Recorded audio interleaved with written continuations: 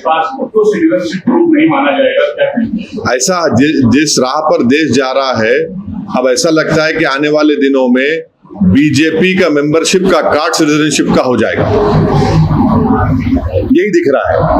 अब आप देखिए कि सेक्शन 6 सबसेक्शन 2 और सबसेक्शन ए पासपोर्ट एक्ट का पढ़ लीजिए। वो क्या कहता है कि पासपोर्ट उसी को दिया जाएगा या नहीं, उसको नहीं दिया जाएगा जो भारत का नागरिक नहीं है। अब बताइए क्या करें हम? पासपोर्ट देने के लिए पुलिस वेरिफिकेशन होता है, मैंडेटरी है पुलिस वेरिफिकेशन। अब मिसाल के तौर पर तेलंगाना की पुलिस को पहला प्राइज लेकर आए डीजीपी साहब, क्योंकि वो 4 दिन में पुलिस वेरिफिकेशन कर रहे हैं। वो प्रूफ नहीं है, बर्थ सर्टिफिकेट प्रूफ नहीं है, आधार कार्ड प्रूफ नहीं है, वोटर आईडी कार्ड प्रूफ नहीं है। भाई क्या प्रूफ है फिर? अच्छा, सिटीजनशिप का सर्टिफिकेट किसको मिलता है मालूम आपको? जिसको सिटीजनशिप मिलता है रजिस्ट्रेशन से और नेचुरलाइजेशन से। अब यहाँ पर जितने आप लोग खड़े हैं, आपके दादा परदादा भारत में पैदा हुए, भाई नेचुरलाइजेशन तो नहीं हुआ ना, अब कहां से लेंगे सर्टिफिकेट बताइए? यानी सरकार अगर कल चाहेगी तो किसी को बोलेगी तुम नहीं है। अब मैं क्या बताऊं फिर? अब मेरे खबरस्तान को तो आप एक्सेप्ट नहीं करेंगे जहां मेरे परदादा हैं या उनके दादा के बाबा हैं।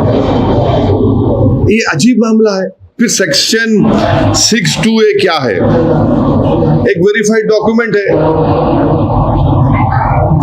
अब यही तो सरकार अपने हाथ में इन चीजों को ले रही है और हर एक को वल्नरेबल बता रही है, तो ये तो एप्रीहेंशन पैदा होगा ना। सर, जिस तरह से एसआईआर की प्रक्रिया चल रही है, आपको लगता है वेस्ट बंगाल ऐसा हाल तेलंगाना का भी होगा? Bharatiya Janata party voting invest करने के लिए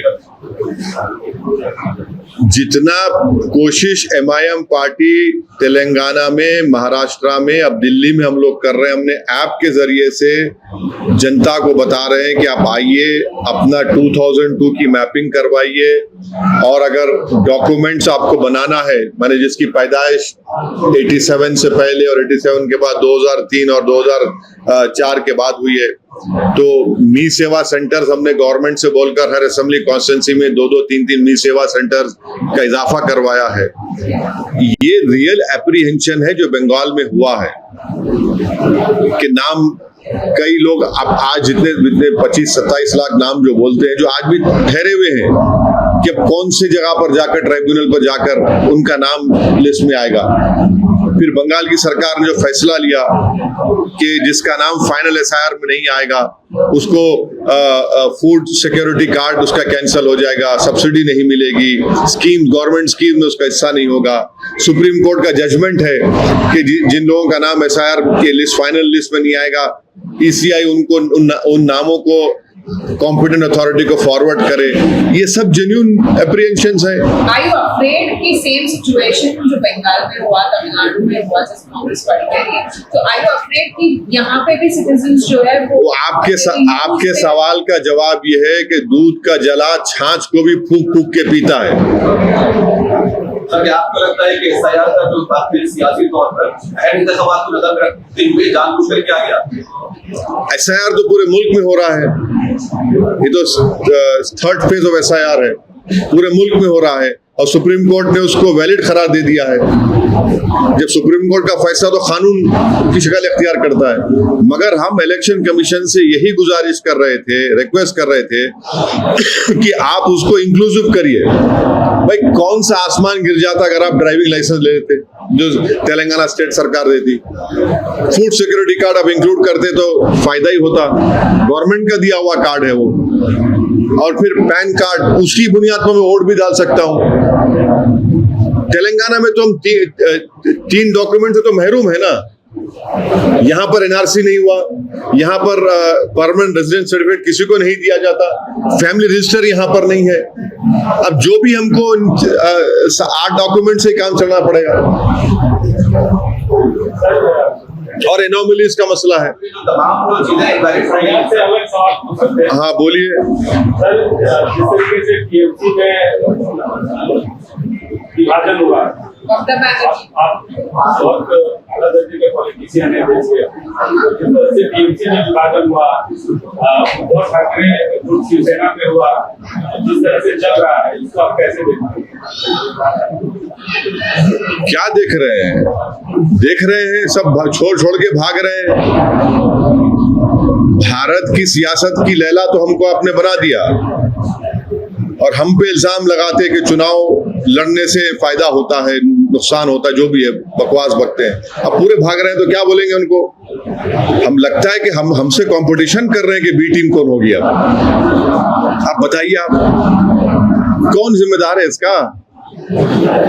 जो कल तक हमको गाली देते थे वो अब बीजेपी में जाकर बैठे हैं। अच्छा, ये मध्य प्रदेश का मुख्यमंत्री का वो एक्सपोजी आया, एक इंडियन एक्सप्रेस अखबार रिपोर्ट किया कि उनके परिवार को फायदा हुआ, अखबार ने रिपोर्ट किया। उत्तर प्रदेश के पूर्व मुख्यमंत्री उनकी तायद में खड़े हो गए। क्यों खड़े हो गए भैया? क्योंकि वो यादव है, वो भी यादव है। माने यादव यादव होगा, पार्टी को नहीं देखा जाएगा। और जब ओवैसी संविधान की डायरेक्टिव हमारे आर्टिकल 37 का हवाला देकर पॉलिटिकल जस्टिस की बात करता है अल्पसंख्यक समाज के लिए, तो पूरा आसमान सर पर उठा लिया जाता है। अरे भैया को लगा कि वो हमारा भैया है, और हम जब गरीब की बात करें तो बोले तुम कौन, हम चौधरी, हम ठेकेदार हैं। ये भी तो हिपोक्रेसी है ना।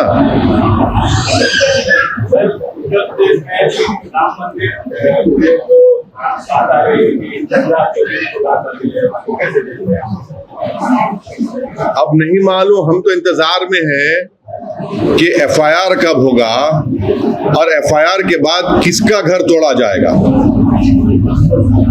किसका घर तोड़ा जाएगा। बुलडोजर चलेगा या गोली चलेगी?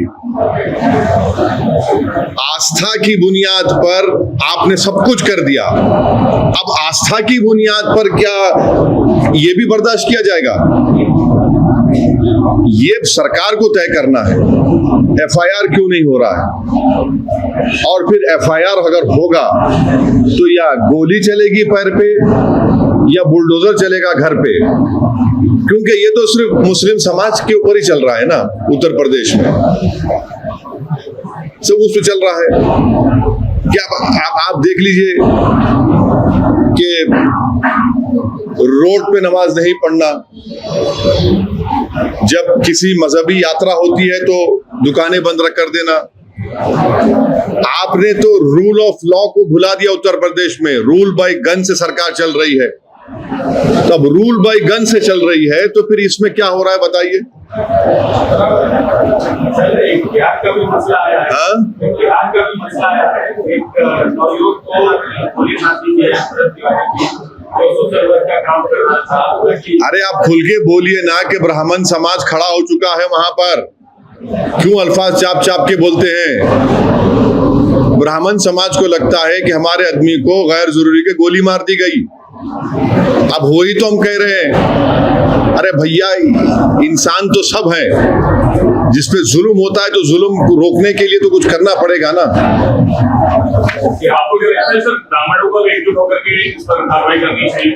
बीजेपी की जो निर्णय है भाई, वो समाज बड़ा स्ट्रांग समाज है, बहुत ज्यादा पढ़े लिखे लोग उनके पास हैं और वो सब देख रहे हैं, इस बात को महसूस भी कर रहे हैं वो।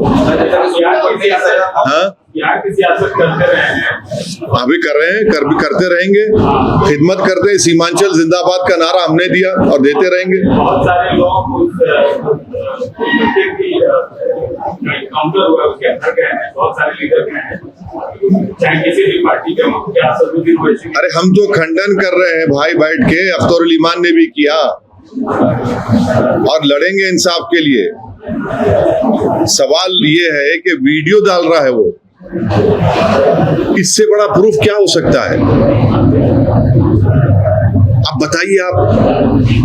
सर, आप इनको SIR को मतदान की जगह हाँ आप एमबीए का safe and passport is not a safety में आपका क्या ऑब्जेक्शन है सर? व्हाट इज इट 2030 तक आपको ये हाँ, नहीं, एक ही कार्ड होगा सिटीजन, बीजेपी का मेंबरशिप कार्ड, बस वो बताया जाए। तो इससे पहले भी पासपोर्ट नहीं था सर। देखिए, इससे पहले नहीं था तो पहले क्या था? पहले अंडा या पहले मुर्गी या ऐसा मामला बात मत करो ना तुम। Yes, sir. नहीं, पहले क्या था? सरकार नहीं, बोल पहले क्या था?